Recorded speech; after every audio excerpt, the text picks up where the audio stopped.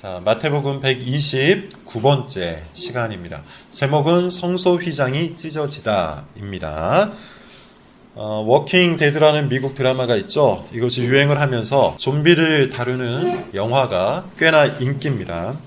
모두 알겠지만 좀비는 죽은 사람이 다시 살아나서 살아있는 사람들을 잡아먹는 그런 괴물이죠. 부두교 주술사가 노예로 부려먹기 위해 마술로 죽은 사람을 살렸다는 옛날 기록이 근거라고 해요. 좀비 영화를 보면 굉장히 혐오스럽습니다. 무덤이 열리고 거기서 죽은 사람들이 아주 흉측한 모습으로 나와요. 생긴 것도 이상하고 걷는 것도 이상합니다. 죽은 사람이 다시 살아난다는 것 자체가 굉장히 공포스럽죠. 아마도 그래서 공포 영화에 좋은 소재가 되는 것 같습니다. 오늘 본문을 보면 방금 말씀드린 좀비 영화와 비슷한 장면이 나와요. 무덤이 열립니다. 그리고 죽은 사람이 등장을 해요.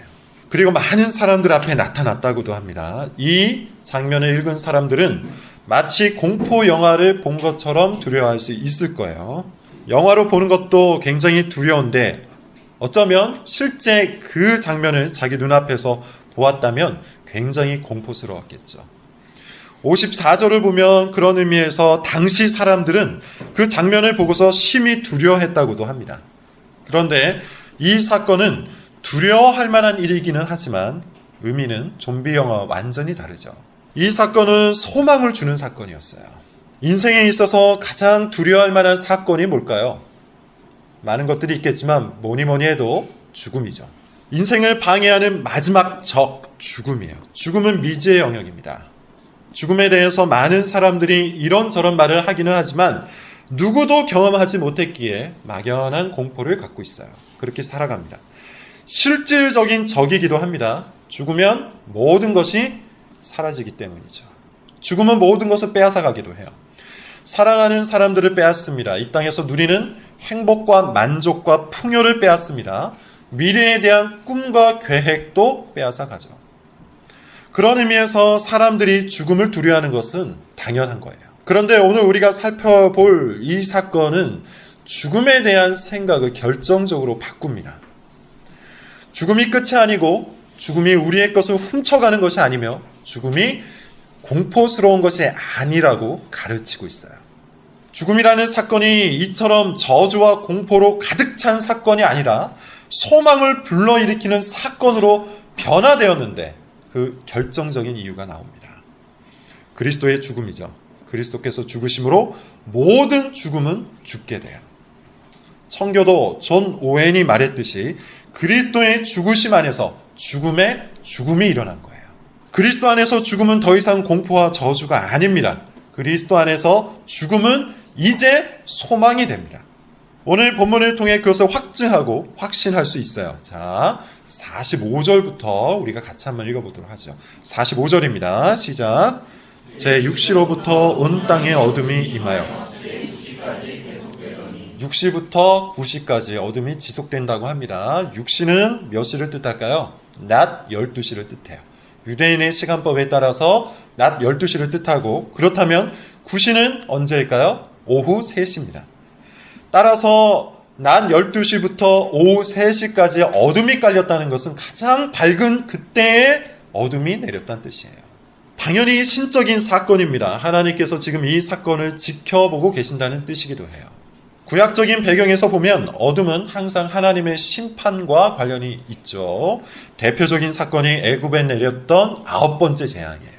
따라서 지금 이 장면은 그리스도의 십자가가 하나님께서 주도하시는 사건이라는 것을 증명하는 장면이에요. 이것이 왜 중요할까요? 우리는 지난 시간에 예수님께서 모든 사람들에게 버림을 당하고 조롱을 당했다는 것을 배웠습니다. 제자들이 버렸고요. 무리들이 버렸어요. 지나가던 사람들이 버렸고 로마 병사들은 조롱을 했고 대제사장과 서기관과 장로들도 조롱을 했습니다. 심지어 같이 매달렸던 강도들까지도 예수님을 버리고 조롱했어요. 모든 사람들이 예수님을 받아들이지 않은 겁니다. 반면 지금 자연은 어떻습니까? 천지 만물은 어떠한 변화가 일어나고 있죠? 온 우주가 지금 이 사건에 집중하고 있는 거예요.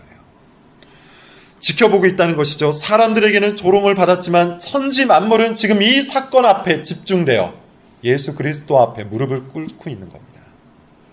우리는 여기서 요나라는 선지자를 한번 생각해 볼 수가 있습니다. 하나님이 요나에게 명령 하나를 주셨어요. 니느웨에 가서 회개를 외치라 이렇게 이야기했는데 요나는 그 말씀이 너무나도 싫었죠. 자기의 신념, 자기의 습관, 자기가 가지고 있는 여러 가지 생각과 충돌이 됐기 때문에 그래서 거부했습니다. 그리고 도망을 갔어요. 도망을 갔는데 하나님께서 어떻게 하십니까? 그를 쫓아오세요.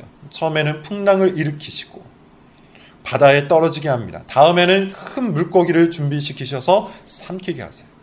맨 마지막에는 박넝쿨을 하룻밤에 피게도 하시고 지게도 하시면서 요나에게 교훈을 가르치세요.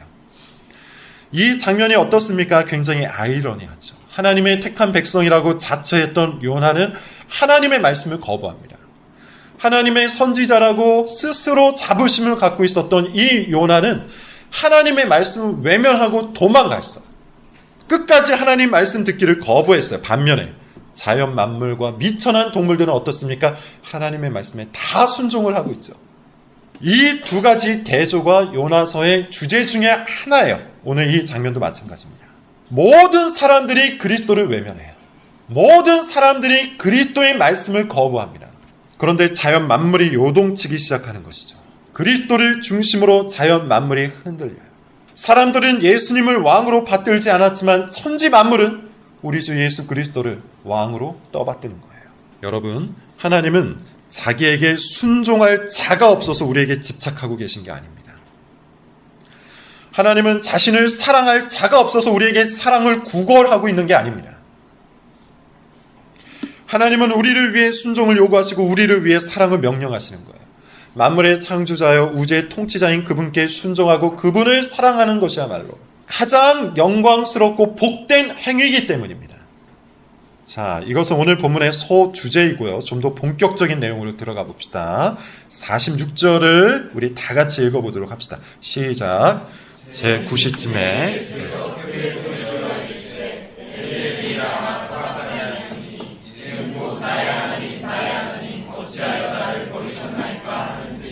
제9시 오후 3시예요.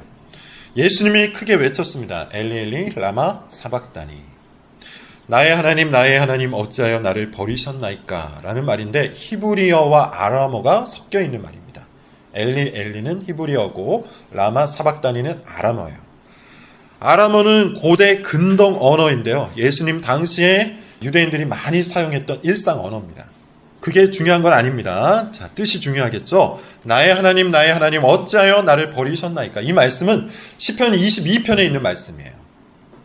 마태는 여전히 이 복음서를 유대교적 배경에서 기록하고 있다는 것이죠. 유대인들은 이런 말씀들을 읽으면서 예수님이야말로 진정 구약성경에서 예언한 그리스도구나. 이것을 깨달았을 겁니다. 참 그리스도이신 예수님. 그분께서 이렇게 절규하고 있어요. 하나님, 왜 나를 버리십니까? 뭘 의미하는 걸까요? 예수님의 죽음이 결코 쇼가 아니란 뜻이에요. 예수님의 죽음은 다른 모든 죄인들의 죽음처럼 하나님과 분리가 되는 죽음이에요. 이것은 그 어떠한 고통보다 큰 고통이었습니다. 사람이 겪을 수 있는 정신적인 고통 중에 가장 큰 고통이 뭐라고 합니까? 부모님이 죽는 것도 큰 고통이요. 자녀가 죽는 것도 큰 고통이지만 설문조사에 따르면 배우자가 죽는 것이야말로 가장 커다란 고통이라고 해요. 비록 심리학에서 한 조사 결과이기는 하지만 성경과 일맥상통하는 부분이 있습니다. 성경은 부부를 한 몸이라고 하죠. 하나라고 해요. 그러므로 배우자를 잃는다는 것은 몸이 반쪽이 나는 고통과 다를 바가 없는 것이죠. 사람도 그러한데요. 삼위일체 하나님은 어떠실까요? 완전한 연합이요. 완전한 한 몸이요. 모든 연합의 원형 삼위일체 하나님 중에 성자 하나님이 성부 하나님께 버림을 받은 거예요. 그것이 예수님께서 겪으신 죽음의 고통입니다. 물론 여러분 신학적으로 말씀을 드리면 이것은 신성의 분리까지를 의미하는 게 아니에요. 예수님은 죽음 가운데 있을 때에도 여전히 신성을 갖고 계신 하나님이셨습니다. 조금 어려운 말이긴 하지만 예수님이 버림을 받았다고 외친 바로 그 순간에는 다른 모든 사람들과 동일한 의미에서 하나님과의 분리를 겪은 거예요.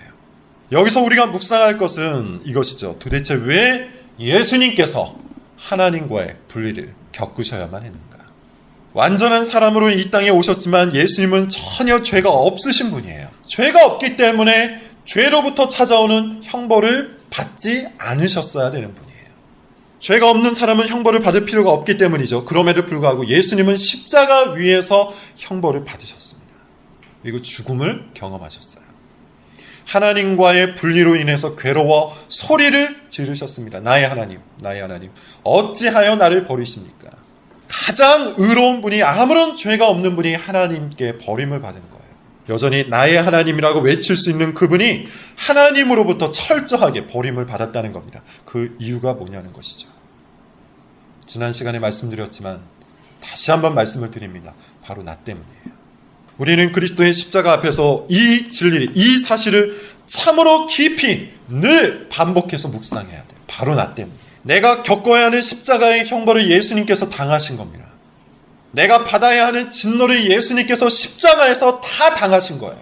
내가 외쳐야 하는 이 분리의 고통을 예수님께서 나 대신 경험하신 겁니다. 우리 죄를 사하시기 위해, 우리를 하나님과 화목하게 하시기 위해, 우리가 당해야 할 모든 고통과 조롱과 희생과 비참을 십자가 위에서 대신 짊어지신 거예요. 그래서 그분은 우리의 화목 제물이 되십니다. 여러분, 이것을 정말 깊이 묵상해 보십시오. 먼저 십자가를 한번 상상해 볼까요? 십자가 위에 달려있는 사람이 예수님이 아니라 바로 지금 나라고 한번 생각을 해보세요. 십자가 위에서 내가 느꼈을 좌절과 공포와 수치와 절망을 한번 상상을 해보세요. 십자가 이후 내가 처할 상황도 한번 생각을 해볼까요? 죽음으로 끝나지 않고 죽음 뒤에도 계속될 그 엄청난 형벌을 한번 생각해 보자는 겁니다. 수많은 사람들의 야유와 조롱, 거친 십자가 위에 내 손과 발을 고정할 거대한 대못, 서서히 식어갈 나의 죽음과 하나님의 무서운 진노, 그것이 내가 십자가 위에서 겪어야 될 모든 것들입니다. 그런데 바로 그 순간 부들부들 떨고 있는 나를 내려오게 하고 나 대신에 이 모든 것을 짊어지겠다는 그분이 나온 거예요. 예수님입니다. 나 대신 사람들의 욕설과 조롱을 들으세요. 나 대신 십자가에 못이 박히십니다. 나 대신 하나님의 그 무서운 진노를 받아 죽어가시는 예수 그리스도, 그분을 상상해 보자는 거예요. 그럼에도 불구하고 많은 사람들이 그리스도의 십자가 앞에 굴복하지 않는 이유가 있습니다. 그 이유는 아주 간단한데 여전히 자기 자신이 어떤 존재인지 모르기 때문이에요. 죄인인 걸 몰라요. 자기가 하는 말과 행동이 죄라는 걸 몰라요. 자기 삶의 방식과 목적이 죄라는 것을 몰라요. 하나님께 영광을 돌리고 그분으로부터 모든 만족과 기쁨을 누려야 하는 이 계명을 내가 말과 행동과 삶의 방식으로 어기고 있다는 사실을 진정으로 몰라요. 말 속에 교만이 깊이 배어있고 행동 속에 자기 신뢰가 강하게 들어있다는 것은 몰라요. 자기의 존재 전체가 하나님을 거부하고 있다는 것, 그리고 그것이 사실 하나님을 적대하고 있다는 것, 그것은 몰라요. 그래서 같은 방식의 말들, 그래서 같은 방식의 행동들, 그래서 같은 방식의 습관에 붙들려서 삽니다. 자기의 옛사람을 한 번도 점검하지 않은 사람은 자기의 옛사람을 한 번도 버려본 적이 없는 사람이에요. 그 사람은 십자가의 그리스도가 아무렇지도 않을 겁니다. 아무 느낌이 없을 거예요. 아무 생각이 없을 겁니다. 아무 변화도 없을 거예요. 말은 그렇게 하지 않아도 여전히 이 사람들과 같은 짓을 하고 있는 거예요. 47절부터 49절입니다. 같이 한번 읽어보겠습니다. 47, 49 시작. 거기 섰던 자 중 어떤 이들이 듣고 이르되 이 사람이 엘리야를 부른다 하고 그 중에 한 사람이 곧 달려가서 해면을 가져다가 심소주에 적시어 가라에 깨어 마시게 하거늘 그 남은 사람들이 이르되 가만두라. 엘리야가 와서 그를 구원하고자 하더라. 예수님을 구경하던 사람들이 굉장히 많았겠죠. 로마 병사들, 대제사장과 서기관과 장로들, 그들의 수하들, 지나가던 무리들, 그리고 56절에 나오듯이 예수님을 따라다녔던 여인들까지 많은 사람들이 지금 이 십자가를 바라보고 있어요. 그런데 대부분의 사람들이 십자가 사건을 깨닫지 못합니다. 오히려 조롱을 하고 이상한 말들을 해요. 여전히 기적을 바라기도 해요. 그냥 신기한 구경거리가 있는 것이죠. 엘리 엘리라는 말을 듣고 엘리야를 부른다고 생각을 했습니다. 한 사람은 얼른 달려가서 심포도주를 입에 적셔주었어요. 아마도 정신을 차리게 하려 했던 것 같아요. 나머지 사람들은 엘리야가 와서 구원하는지 한번 보자며 흥미진진하게 이 장면을 바라보고 있어요. 마치 동물원의 동물을 보듯이, 마치 서커스의 마술 쇼를 보듯이 이 사건에 참여하고 있었다는 겁니다. 역사를 뒤집는 이 놀라운 사건 앞에서도 저들은 심령의 변화가 전혀 없었던 거예요. 십자가에서 희생제물이 되시는 이 감격스러운 사건 앞에서도 더욱 완고하게 예수님을 조롱하고 있는 겁니다. 여러분, 우리는 다시 한번 인간의 완고함, 죄인의 고집을 여기에서 발견할 수 있어요. 어떤 사람들은 환경이 사람을 변화시킬 수 있다고 주장하기도 하죠. 예를 들자면 큰 고통을 겪으면 사람이 변한답니다. 질병을 앓거나 집안이 망하거나 사랑하는 사람이 죽는 그 일을 변하면 심경의 변화가 찾아온대요. 또 어떤 사람은 자녀를 낳게 되면 사람이 변한다고 주장을 하기도 해요. 당연히 변할 수도 있겠죠. 그러나 그 변화는 죄인에서 죄인으로 변하는 변화일 뿐이에요. 죄인에서 의인으로 변하는 변화는 환경을 통해서 결코 일어나지 않습니다. 마음의 변화, 심령의 변화, 즉 중생하지 않은 사람은 그 어떠한 경험과 그 어떠한 환경에서도 끝내 교만해요. 큰 고통을 겪은 후에는 그 고통을 겪고 변화된 자기 자신을 다른 사람보다 더 나은 존재로 생각을 합니다. 그게 죄인에서 죄인으로 변화되는 거예요. 자녀를 낳은 후에는 자녀를 얻고 자녀를 돌보기 위해 희생하는 자기 자신을 스스로 만족해하며 다른 사람보다 더 나은 존재로 여기는 거예요. 죄인에서 죄인으로 변하는 것이죠. 죄인은 환경과 고통을 수단으로 끝내 자기 자신을 높이는 아주 완고한 존재일 뿐입니다. 하나님께 엎드리지 않고 하나님께 의지하지 않고 하나님의 긍휼과 은혜를 사모하지 않는다는 거예요. 그래서 어떻게 알 수 있느냐? 지금 우리가 읽고 있는 이 본문 십자가를 바라보는 방식을 보면 알 수 있어요. 수없이 말씀을 드립니다. 그렇지만 다시 한번 또 말씀을 드려요. 십자가는 하나님의 공의와 사랑이 교차하는 지점이죠. 동시에 십자가는 우리의 죄가 의로 바뀌는 지점이에요. 죽음과 생명이 엇갈리는 곳이고 옛사람과 새사람이 뒤바뀌는 곳이에요. 그러므로 십자가 앞에 서 있는 사람에게는 항상 겸손이 있습니다. 자신의 죄를 처절히 인식하는 동시에 그리스도의 의를 굳건하게 붙드는 곳이기 때문이에요. 죽음 앞에서 두려워하는 동시에 새로운 생명을 소망하는 곳이기도 하죠. 옛사람을 버리겠다고 각오하는 현장이며 동시에 새사람을 힘써 있겠다고 다짐하는 곳이기도 해요. 무엇보다 내 안에 새로운 의와 사랑과 생명을 주신 예수 그리스도를 사랑하게 되는 곳이기도 해요. 그래서 참된 성도는 십자가 앞에 설 때마다 눈물이 있어요. 기쁨이 있어요. 회복이 있어요. 그래서 참된 성도는 십자가로 모든 것을 해결하고 모든 것에 답을 얻고 모든 것을 행할 수 있게 되는 겁니다. 여러분, 그리스도의 십자가 외에 우리에게 필요한 지혜가 더 있을까요? 다시 한번 여러분들에게 물어보죠. 그리스도의 십자가 외에 우리에게 필요한 지혜가 더 있습니까? 그리스도의 십자가 외에 우리가 자랑할 만한 것이 더 있습니까? 그리스도의 십자가 외에 우리가 의지할 만한 것이 더 있습니까?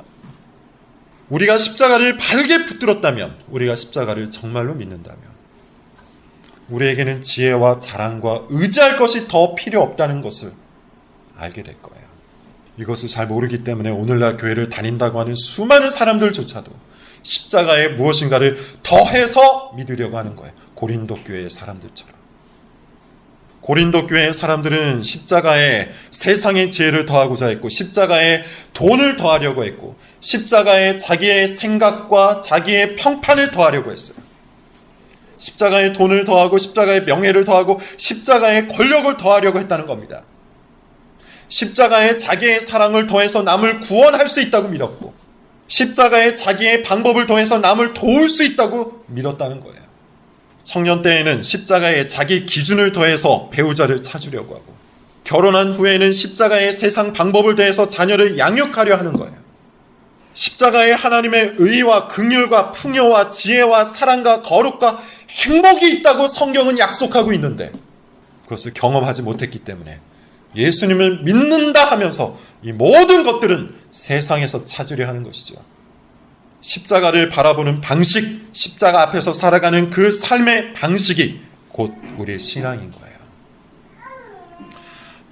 여러분들은 십자가를 어떻게 바라보고 있습니까? 십자가 앞에 섰을 때 여러분은 여러분 자신을 어떻게 인식합니까?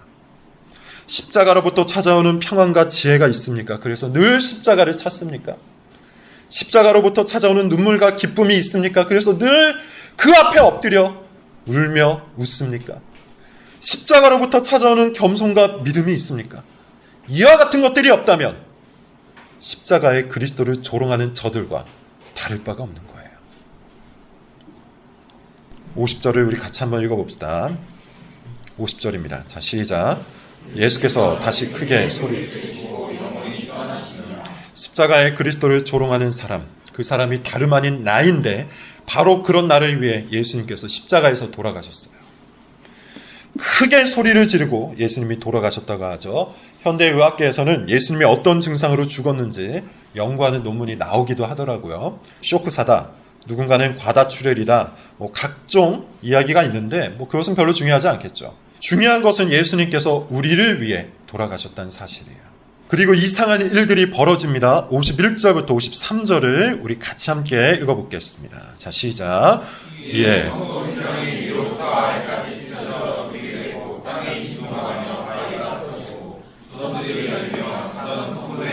많이 일어나되 예수의 부활 후에 그들이 무덤에서 나와서 거룩한 성에 들어가 많은 사람에게 복음서를 신화로 여기는 사람들이 아주 좋아하는 구절입니다. 이것이야말로 복음서 기록이 역사적 사실이 아니라 후대의 제자들이 신앙으로 고백한 기록물이라는 확실한 증거라는 것이죠. 말도 안 되는 일이라는 겁니다. 그러나 우리는 어떻습니까? 성경을 영감된 하나님의 말씀으로 믿습니다. 그 말의 의미는 성경에 기록된 모든 사실이 역사 속에서 실제로 일어난 사실로 받아들인다는 뜻이에요. 이해가 되지 않고 오늘날의 과학으로 입증될 수 없다 해도 성경 기록은 역사적 사건입니다. 하나님은 이 모든 것을 초월하여 계신 분이기 때문이에요. 자, 이것을 전제로 본문을 보죠. 성소 휘장이 위에서부터 아래로 찢어졌다고 하는데 이것은 가장 나중에 보겠습니다. 먼저 땅이 진동하고 바위가 터졌다고 해요. 지진이 일어난 겁니다. 상상을 해보세요. 한낮인데 아주 깜깜합니다. 당시는 지금처럼 전기불이 없었죠. 횃불을 들고 다녔을 테니까 굉장히 깜깜했을 겁니다. 근데 그 와중에 땅이 흔들리고 갈라지는 거예요. 얼마나 무섭습니까? 그런데 더 무서운 일이 벌어져요. 무덤이 열려요. 자던 성도들이 일어나요. 죽은 사람이 살아났다는 겁니다. 깜깜한 밤에 지진이 일어나는 중에 죽은 자들이 걸어다니는 것이죠. 눈치가 빠른 사람은 이 장면이 무엇을 모형하고 있는지 금방 알아챌 수 있어요. 종말의 사건입니다. 종말에는 세상이 망합니다. 어둠과 지진은 그것을 의미해요. 그리고 종말에는 죽은 사람들이 다 부활해요. 그러므로 십자가 사건은 종말 사건과 서로 깊이 연결이 되어 있는 겁니다. 특히 중요한 것은 53절이에요. 이때 살아난 사람들이 언제 다시 나타난다고 합니까? 예수님이 부활하신 후에 다시 나타난대요. 마태는 다시 나타나는 장소를 기록할 때 예루살렘 성이라 하지 않고 거룩한 성이라고 기록해요. 이 역시도 종말 사건을 의미하는 것인데 종말에는 새 예루살렘 곧 거룩한 성이 하늘로부터 이 땅에 임하기 때문이죠. 그리스도 안에 있는 모든 사람들은 그리스도와 함께 부활을 하여 거룩한 성에서 살아갈 것을 미리 모형하여 보여주고 있는 겁니다.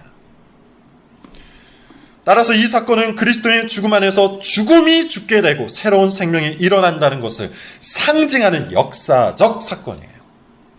2000년 전에 실제 그런 일이 일어난 것처럼 역사의 끝에도 반드시 그런 일이 일어난다는 얘기입니다. 이때 살아난 사람들은 어떻게 되었을까요? 계속해서 살아갔을까요? 그렇지 않습니다. 아마도 예수님이 승천하실 때 같이 승천했을 것으로 예상이 돼요. 자, 이제 마지막 예수님이 죽자 성소의 휘장이 찢어집니다. 성소의 휘장이 뭡니까? 지성소와 성소를 나누는 천막 같은 거죠. 천 같은 거예요. 지성소는 하나님의 임재를 상징하는 하나님께서 계신 곳을 의미하는 것인데 여기에는 오직 대제사장만 들어갈 수 있었어요. 휘장은 하나님과 사람들을 구분해 놓은 일종의 장벽 같은 겁니다. 그런데 그것이 찢어졌어요. 그것도 위에서부터 아래로 찢어져요. 많은 신학자들이 밝히고 있는 것처럼 그 의미는 아주 명확해요. 그리스도의 죽음으로 인해 하나님과 사람 사이를 가로막고 있던 장벽이 찢긴 겁니다. 그것도 하나님께서 친히 찢으신 거예요. 위에서부터 아래로 찢어졌나니. 이제 우리는 온갖 재물을 바친 후에 대제사장만 들어갈 수 있었던 그 지성소에 그리스도를 힘입어 마음껏 들어갈 수 있게 된 거죠. 쉽게 말해서 그리스도의 십자가는 하나님과 우리를 영원히 화목하게 만든 거예요. 여기에는 많은 의미가 있지만 본문의 맥락상 가장 중요한 의미 하나만 설명하겠습니다. 이제 그리스도 안에 있는 사람들은 누구나 죄와 죽음에서 해방되었다는 뜻이에요. 휘장이 있었던 이유가 뭡니까? 하나님의 거룩하심을 드러내기 위한 것이기도 하지만 사람들을 죽음에서 보호하기 위한 이유도 있죠. 죄인이 거룩하신 하나님께 나아가면 죽을 수밖에 없기 때문이에요. 그런데 그 휘장이 찢긴 겁니다. 그 말은 그리스도 안에 있는 사람들은 이제 더 이상 죄와 죽음의 지배를 받지 않게 되었다는 뜻이기도 해요. 거룩하신 하나님 앞에 나아가도 괜찮아졌다는 뜻이에요. 왜 그렇습니까? 그리스도께서 십자가 위에서 우리가 당해야 할 모든 죄의 대가를 모두 지불하셨기 때문이죠. 그러므로 그리스도를 믿는 자들은 죄와 그 죄의 대가인 죽음에서 완전한 자유를 얻습니다. 말씀을 맺겠습니다. 그리스도를 믿는다는 것은 이와 같은 거예요. 그저 이 세상에서 좀 더 나은 삶을 살게 되는 것이 아니에요. 잘 들어보세요. 그리스도를 믿는다는 것은 이 세상에서 조금 더 나은 삶을 살게 되는 것이 아니에요. 그것을 보장하는 것이 아니에요. 그리스도를 믿는다는 것은 그저 생명이 조금 더 연장되는 것도 아니고 약간 더 행복을 누리는 것도 아니에요. 믹스 커피를 먹다가 고급 원두 커피를 먹는 수준, 그런 것이 기독교 신앙이 아니에요. 기독교 신앙, 곧 그리스도를 믿는다는 것은 인생의 본질 자체가 바뀌는 거예요. 진정한 변화, 내 본성의 변화, 삶의 방식의 변화, 생각과 감정의 변화, 내가 좋아하는 것들의 변화가 일어나는 거예요. 죽음까지도 소망으로 받을 수 있는 믿음이 생겨나는 것이죠. 인생의 풍요와 행복과 지혜와 사랑과 영광의 출처가 바뀌는 거예요. 모든 방법과 만족을 세상이 아니라 그리스도의 십자가로부터 얻게 된다는 얘기예요. 왜냐하면 십자가로 인해 하나님과 우리 사이에 막힌 휘장이 찢어졌고 이제는 하나님께로부터 온갖 좋은 것들이 아무런 장벽 없이 우리에게 공급되기 때문이죠. 이제는 참된 복과 영광이 되시는 하나님과 아무런 걸림돌 없이 영원토록 교제할 수 있기 때문에 예수 그리스도의 십자가를 붙들고 살아가는 삶을 살게 된다는 겁니다. 여러분, 십자가 위에 그리스도를 올려다 볼 때 무엇을 얻습니까? 십자가 위에 그분을 바라볼 때 여러분들은 무엇을 느낍니까? 여러분들이 십자가로부터 얻는 것, 여러분들이 십자가로부터 느끼는 것, 그것이 곧 신앙이에요. 로마 병사들까지도 이렇게 고백하잖아요. 자, 54절에 읽겠습니다. 자, 시작. 백부장관 및 함께 예수를 지키던 자들이 지진과 그 일어난 일들을 보고 심히 두려워하여 이르되 이는 진실로 이 모든 것을 목격한 로마 병사들까지도 예수 그리스도는 하나님의 아들로 고백을 하는데 교회를 다닌다고 하는 우리의 고백은 어디에 있습니까? 그 고백이 과연 우리의 신앙과 삶과 어떤 관계를 맺고 있습니까? 십자가가 정말 여러분들의 지혜와 자랑과 영광과 풍요와 만족이 됩니까? 예수 그리스도의 십자가를 깊이 묵상합시다. 거기에 참된 복이 있고 영원한 우물과 샘이 있습니다. 기도하겠습니다.